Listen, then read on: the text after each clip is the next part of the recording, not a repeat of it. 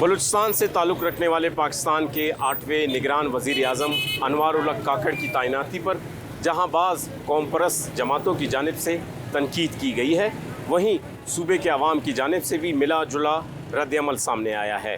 کوئٹہ کے شہری انوار الحق کاکڑ کی بطور وزیر اعظم تعیناتی کو کیسے دیکھتے ہیں، آئیے ان سے جانتے ہیں۔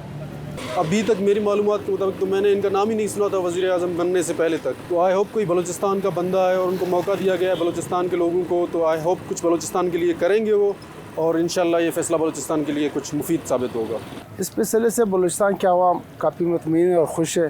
امید کرتے ہیں پسماندہ صوبہ ہے، ہر طرف مسائل ہی مسائل ہے، مسائل گیس کا ہو، مہنگائی کا ہو، روڈ کا تو خصوصی بھی ہے، اور امن امان کا ہو۔ ہم امید کرتے ہیں وزیر اعظم صاحب سے کہ آپ ہمارے پسماندہ صوبے کے نمائندے کے طور پر بلوچستان کو اور پاکستان کو ترقی دیں۔ 76 سالوں میں ہم یہ امید نہیں رکھتے ہیں کہ کوئی بھی وزیر اعظم یا کوئی بھی سیٹ اپ بنا تو بلوچستان کے لیے کچھ نہیں کیا۔ سب سے پہلے کہ بلوچستان کے محرومیوں کو اگر دور کرنا ہے تو بلوچستان کو سب سے پہلے روزگار دینا چاہیے، روزگار کے ساتھ تعلیم کے ساتھ صحت۔ میں ان سے بہت ہی امید رکھتا ہوں کہ پہلے بھی بلوچستان پہ جو حکمران ہیں وہ ان پہ اتنا توقع نہیں دے رہے، اتنا توجہ نہیں دے رہے بلوچستان پہ۔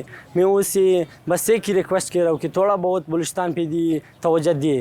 اگرچہ عبوری حکومت بہت کم اختیارات کی عامل ہے، لیکن مرکزی دائرے میں شامل سیاسی جماعتوں اور بالخصوص بلوچستان کے عوام نے انوار الحق کاکڑ سے بہت سی امیدیں وابستہ کر لی ہیں۔